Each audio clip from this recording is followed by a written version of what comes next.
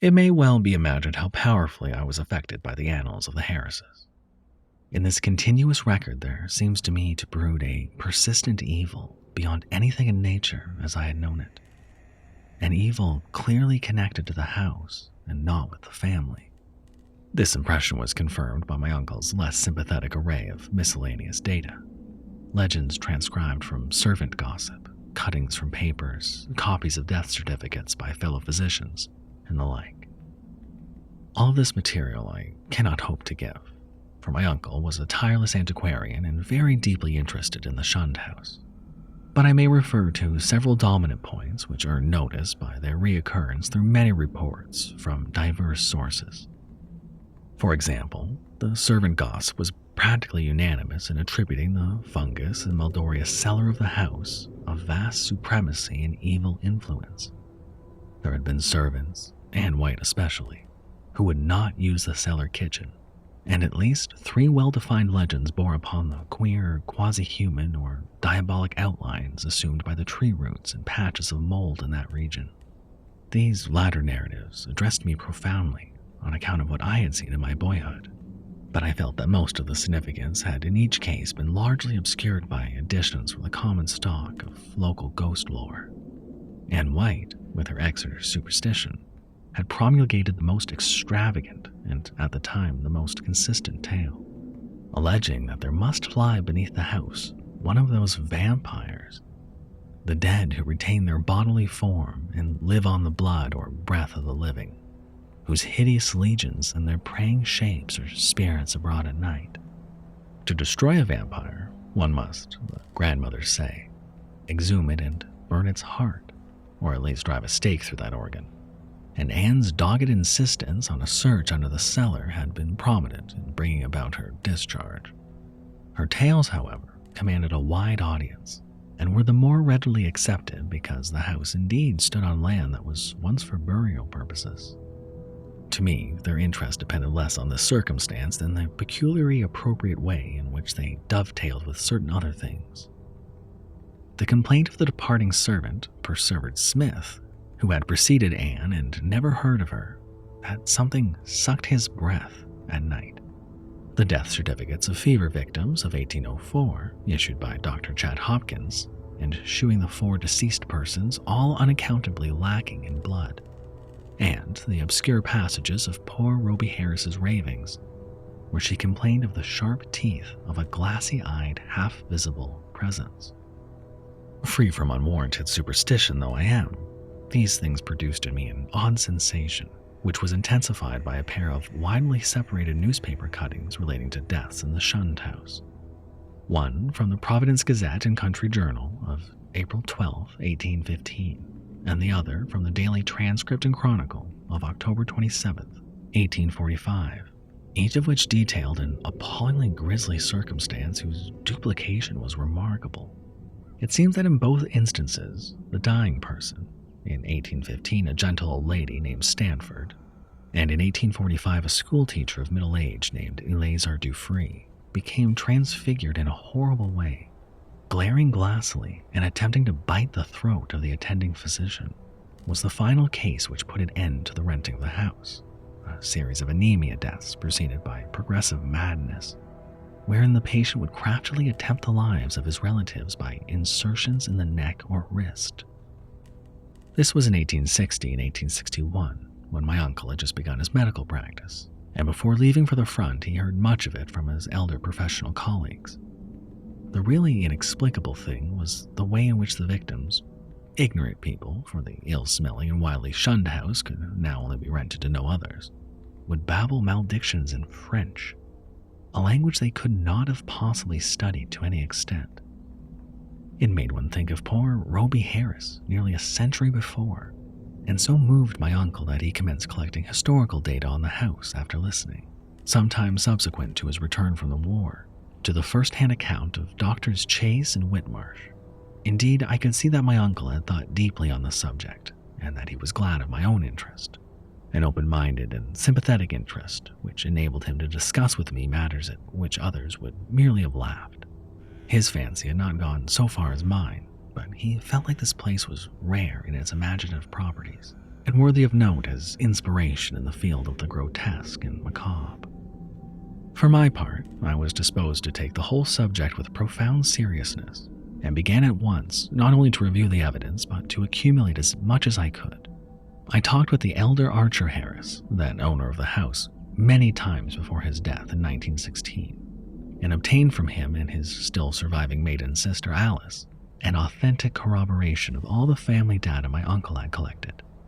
When, however, I asked him what the connection with France or its language the house could have, they confessed themselves as frankly baffled and ignorant as I. Archer knew nothing, and all that Miss Harris could say was an old illusion her grandfather, Duty Harris, had heard of might have shed a little light. The old seaman, who had survived his son Welcome's death in battle by 2 years, had not himself known the legend, but recalled that his earliest nurse, an ancient Maria Robbins, seemed darkly aware of something that might have lent a weird significance to the French ravings of Roby Harris, which she had so often heard during the last days of that hapless woman. Maria had been at the Shunned house from 1769 till the removal of the family in 1783, and had seen Mercy Dexter die. Once she hinted to the child Duty of a somewhat peculiar circumstance in Mercy's last moments, but he had soon forgotten all about it, save that it was something peculiar. The granddaughter, moreover, recalled this much with difficulty. She and her brother were not so much interested in the house as was Archer's son, Carrington, the present owner, with whom I talked after my experience. Having exhausted the Harris family of all the information I could furnish, I turned my attention to early town records and deeds with a zeal more penetrating than that which my uncle had previously shown the same work. What I wished was a comprehensive history of the site from its very settlement in 1636, or even before, if any Narragansett Indian legend could be unearthed to supply the data. I found, at the start, that the land had been a part of a long strip of home lot granted originally to John Throckmorton, one of many similar strips beginning at the town street beside the river and extending up and over the hill into a line roughly corresponding with modern Hope Street. The Throckmorton lot had later, of course, been much subdivided, and I became very assiduous in tracing that section which through Back or Benefit Street was later run. It had, a rumor indeed said, been the Throckmorton graveyard, but as I examined the records more carefully, I found that the graves had all been transferred at an early date to the North Burial Ground on the Pawtucket West Road. Then I suddenly came, by a rare piece of chance, since it was not in the main body of records and might have easily been missed, upon something which aroused my keenest eagerness, fitting as it did with several of the queerest phases of the affair. It was a record of a lease in 1697 of a small tract of ground to an Etienne Roulet and wife. At last the French element had appeared. That, and another deeper element of horror, which the name conjured up from the deepest recesses of my weird and heterogeneous reading, and I feverishly studied the platting of the locality as it had been before the cutting through and partial straightening of Back Street between 1747 and 1758. I found what I half expected, that where the Shunned house now stood, the Roulets had laid out their graveyard behind a one-story and attic cottage, and that no record of any transfer of graves existed. The document, indeed, ended in much confusion, and I was forced to ransack both the Rhode Island Historical Society and Shepley Library before I could find the local door which the name Etienne Roulet would unlock. In the end, I did find something of such vague but monstrous import that I set about at once to examine the cellar of the Shunned house itself with a new and excited minuteness. The Roulets, it seemed, had come in 1696 from East Greenwich, down the west shore of Narragansett Bay. They were Huguenots from Coude, and had encountered much opposition before the Providence selectmen allowed them to settle in the town. Unpopularity had dogged them in East Greenwich, whether they had come in 1686 after the revocation of the Edict of Nantes, and rumor said that the cause of dislike extended beyond mere racial and national prejudice, or the land disputes which involved other French settlers and the English and rivalries which not even Governor Andros could quell, but their ardent Protestantism, too ardent, some whispered, and their evident distress when virtually driven from the village down the bay, had moved the sympathy of the town fathers. Here, the strangers had been granted a haven, and the swarthy Etienne Roulet, less apt at agriculture than at reading queer books and drawing queer diagrams, was given a clerical post in the warehouse at Pardon Tillington-Haas Wharf, far south in Town Street. There had, however, been a riot of some sort later on, perhaps 40 years later after old Roulet's death, and no one seemed to hear of the family after that.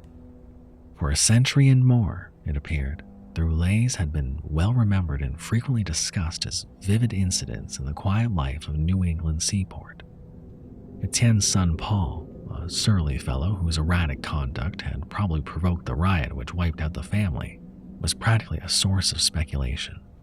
And though Providence never shared the witchcraft panics of her Puritan neighbors, it was freely intimated by old wives that his prayers were neither uttered at the proper time nor directed at the proper object. All this had undoubtedly formed the basis of the legend known by old Maria Robbins. What relation it had to the French ravings of Roby Harris and other inhabitants of the Shunned house, imagination or future discovery alone could determine. I wondered how many of those who had known the legends realized that additional link with the terrible, which my wide reading had given me, that ominous item in the annals of morbid horror which tells of the creature Jacques Roulet of Couday, who in 1598 was condemned to death as a demonic, but afterwards saved from the stake by the Paris Parliament and shut in a madhouse. He had been found covered in blood and shreds of flesh in a wood, shortly after the killing and rending of a boy by a pair of wolves. One wolf was seen to lope away unhurt. Surely a pretty fireside tale, with a queer significance as to name and place. But I decided that the Providence gossips could not have generally known it. Had they known, the coincidence of names would have brought some drastic and frightened reaction. Indeed, might not its limited whispering have precipitated the final riot which erased the Roulets from the town? I now visited the accursed place with increased frequency, studying the unwholesome vegetation of the garden, examining all the walls of the building, and poring over every inch of the earthen cellar floor. Finally, with Carrington Harris's permission, I fitted a key to the disused door opening from the cellar directly upon Benefit Street, preferring to have a more immediate access to the outside world than the dark stairs, ground floor hall, and front door would give. There, where morbidity lurked most thickly, I searched and poked during long afternoons when the sunlight filtered in through the cobwebbed above-ground windows, and a sense of security glowed from the unlocked door which placed me only a few feet away from the placid sidewalk outside. Nothing new rewarded my efforts, only the same depressing mustiness and faint suggestions of noxious odors and nitrous outlines on the floor. And I fancy that many pedestrians must have watched me curiously through the broken panes. At length, upon a suggestion from my uncle, I decided to try the spot nocturnally, and one stormy midnight ran the beams of an electric torch over the moldy floor of its uncanny shapes and distorted half-phosphorescent fungi. The place had dispirited me curiously that evening, and I was almost prepared when I saw, or thought I saw, amidst the whitish deposits of particularly sharp definition of the huddled form I had suspected from boyhood. Its clearness was astonishing and unprecedented, and as I watched, I seemed to see again the thin, yellowish, shimmering exhalation which had startled me upon that rainy afternoon so many years before.